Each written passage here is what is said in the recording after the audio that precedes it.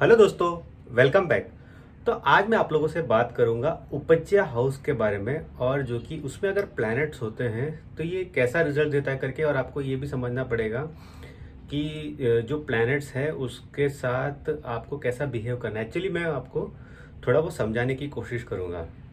तो देखिए, कुंडली में जो कि उपज्या हाउसेस किसको बोलते हैं पहले तो आपको वो पता होना चाहिए, ठीक है। और उसके सिग्निफिकेंस क्या होते हैं वो भी आपको पता होना चाहिए, क्योंकि उपज्या हाउसेस जो होते हैं ना, वो रियल में हमारे जो कुंडली में बेसिकली आपकी जो ज़िंदगी में जो भी आप ज़िंदगी में बनना चाहते हो या हासिल करना चाहते हो, वो आपके उपज्या हाउस पे बहुत ज़्यादा निर्भर करता है।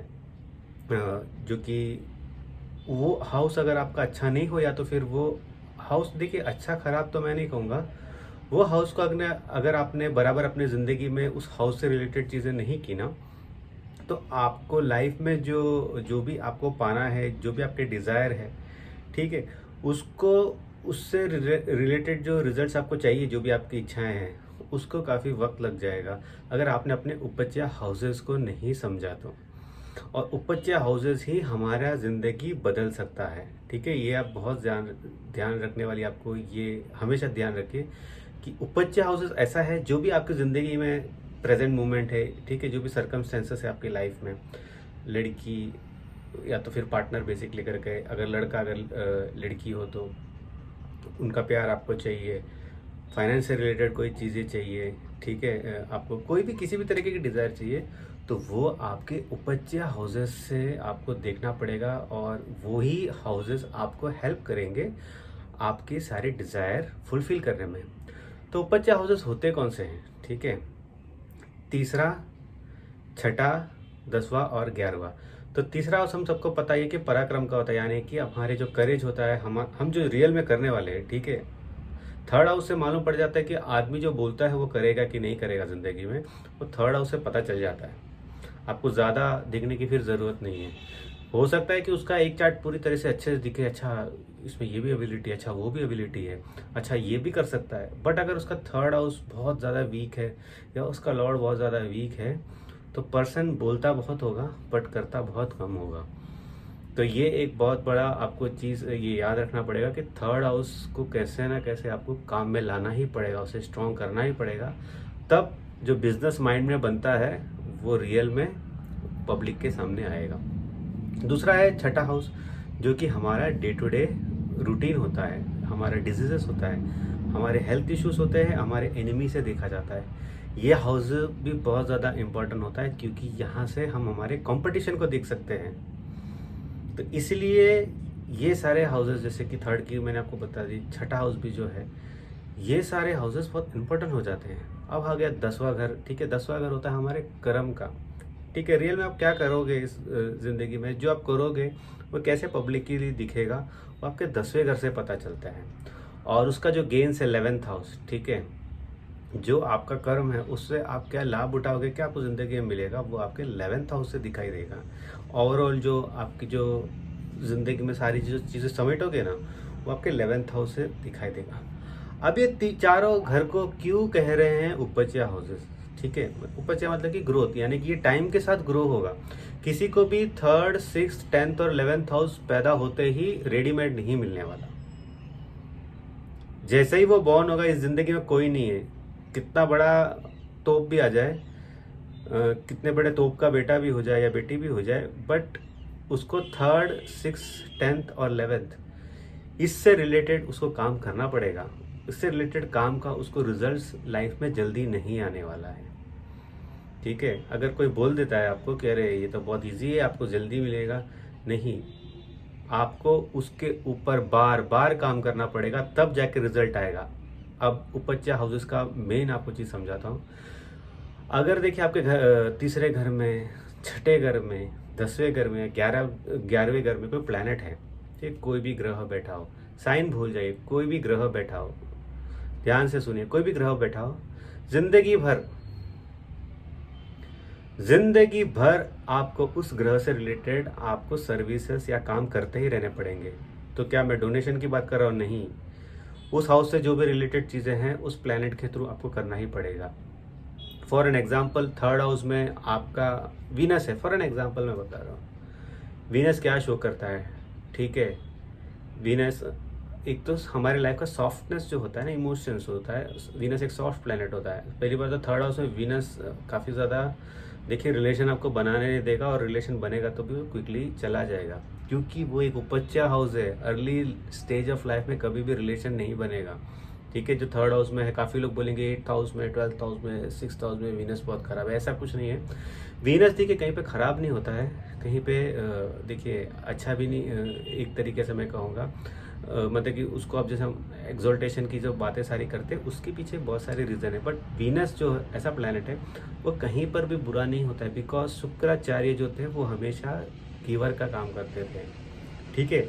अब देखिए वीनस जो है वो सिर्फ आपके मनी या वुमन इन खास करके लड़कों में उतना ही नहीं होता, काफ़ी ज़्यादा होता है। बट क्यों, जैसे मैं खुद या फिर अलग दूसरे भी एस्ट्रोलॉजर है, वो क्यों ये दो डायमेंशन की ज़्यादा बातें करते हैं, क्योंकि 98% जो व्यूअर्स होते हैं ना, वो वीनस को उसी तरीके से देखते हैं। जो एस्ट्रोलॉजी के पर्सन होते हैं, जो एक अलग मेडिटेशन पे चले जाते हैं, उनके लिए वीनस कुछ और होता है। इन दोनों से अलावा वीनस कुछ और होता है, शुक्राचार्य कुछ और होते हैं, ठीक है। सेक्रीफाइस, ये सारी चीज़ें वीनस से कनेक्ट होने लग जाती है। नॉलेज, ये सारी चीज़ें वीनस से कनेक्ट हो जाती है। तो जब थर्ड हाउस में वीनस आता है, रिलेशनशिप जल्दी बनने नहीं देता, काफ़ी टाइम क्या, ज़्यादा टाइम पे बनेगा ही नहीं। इसलिए कहते हैं कि थर्ड हाउस में अगर वीनस हो, तो मेन के अगर चार्ट में हो, तो उसका जो रिलेशनशिप है काफ़ी ज़्यादा आप देखेंगे कि सडन डिवोर्स हो जाना या सडन रिलेशनशिप में जाके वो ब्रेकअप हो जाना। अब इसमें कभी कभी रिलेशनशिप चलता तो है, बट काफ़ी टाइम पे दूरियां रहती है, या तो फिर पर्सन जो कि मैरिज के बाद बहुत ज़्यादा ट्रैवल करने लगता है, या कुछ ना कुछ चीज़ें होती है। तो उसमें क्या होता है कि उसको हमेशा वाइफ के साथ अपना एक अच्छा कम्युनिकेशन गैप रखना पड़ेगा। जहाँ पे कम्युनिकेशन गैप कम हुआ थर्ड हाउस के वीनस से, तो रिलेशनशिप स्ट्रगल करने लगता है। अगर हमेशा कम्युनिकेशन लगा हुआ है और ये हमेशा ज़िंदगी में काम करता है, एटलीस्ट 36 के एज तक, तो अब जो वीनस से रिलेटेड बातें कर रहे हैं, तो ये आपको करना ही पड़ेगा। सेम चीज़ 6th हाउस में वीनस का यही प्रॉब्लम है। पर्सन का जो नेचर होता है काफ़ी ज़्यादा बाहर वालों को देखने और क्या कहते हैं, केयर करने में जाता है। तो कहीं ना कहीं पर्सनल लाइफ में वो अपने रिलेटिव्स या फिर पार्टनर को उतना ध्यान नहीं दे पाते।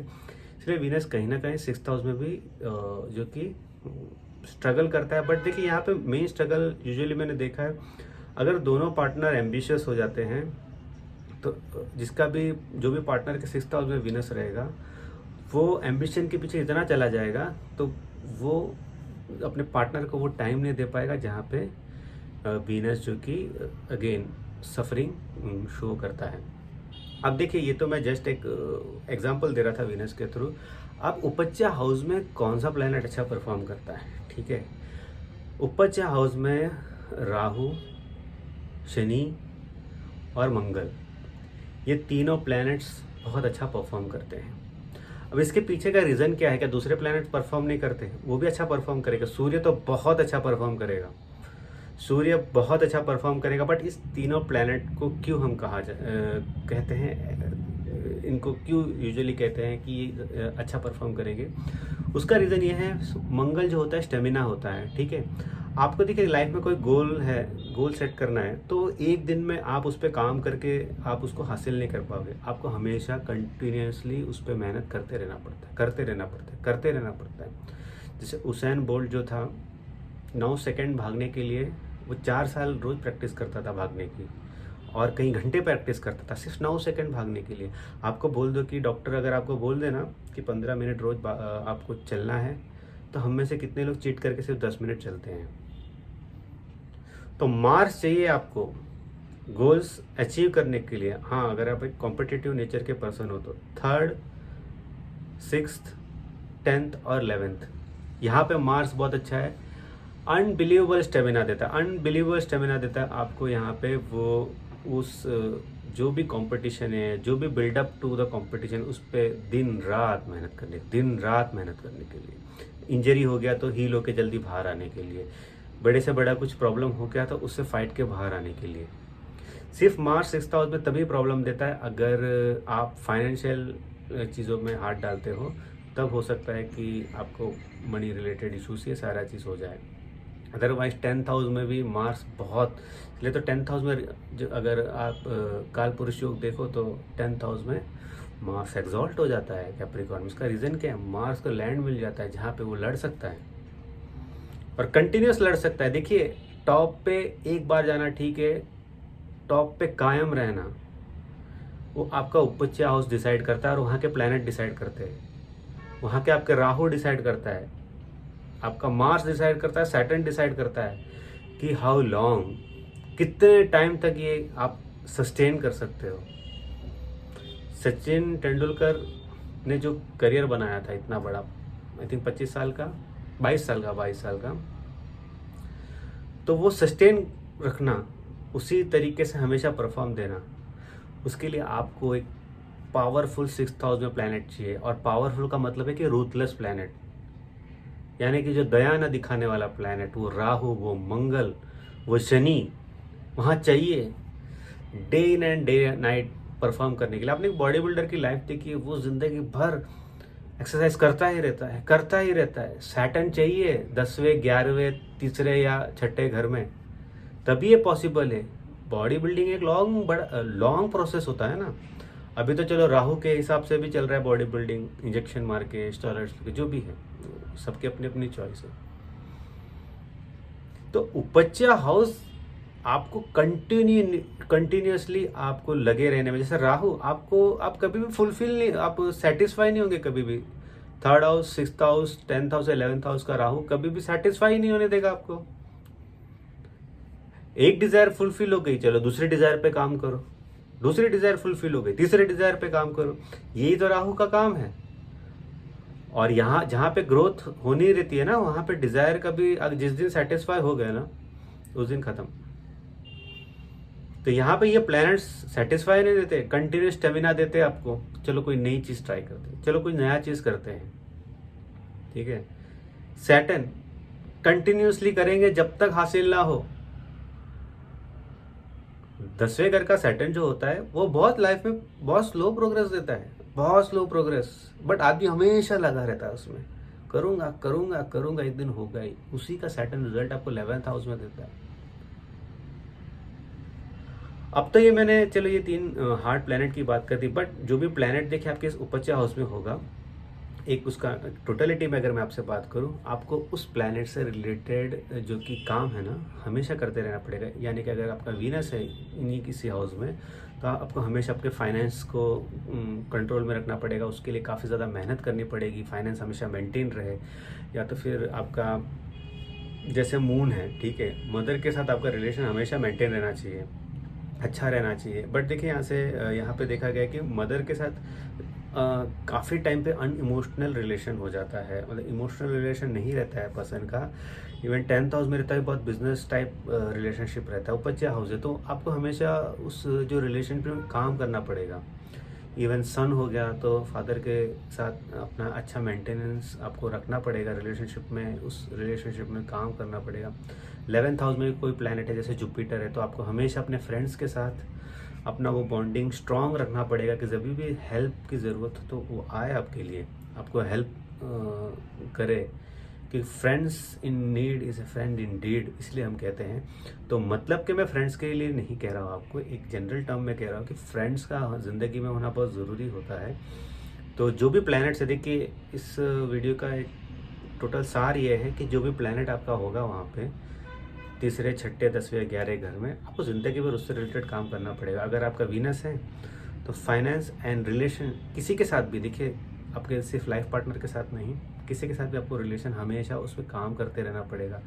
मेक श्योर कि अगर आप वाइफ से दूर रहते हो या अपने हस्बैंड से दूर रहते हो, उससे हमेशा आप टच में रहो, आप हमेशा कनेक्ट रहो। सेम अगर सैटर्न भी है तो ओल्डर पीपल के साथ आपका रिलेशन अच्छा होना चाहिए, उस पर आपको हमेशा मेहनत करते रहना चाहिए। सन देखिए एक टाइम पे आपको टॉप पे पहुंचा देगा। वो टाइम पीरियड जो कि देखिए वो तो ऑब्वियसली जो एक गोल्डन टाइम होता है, तो पहुंचा के आपको एक स्टेटस दे के छोड़ देगा। बाद में आपके ऊपर है कि आप उस स्टेटस को कितना मेंटेन करते हो, ठीक है। कभी ना आपने देखा होगा ऐसा पर्सन कि वो एक कुछ चीज़ें उस लाइमलाइट में आ गया और ज़िंदगी भर उसी लाइमलाइट को लेके जिया।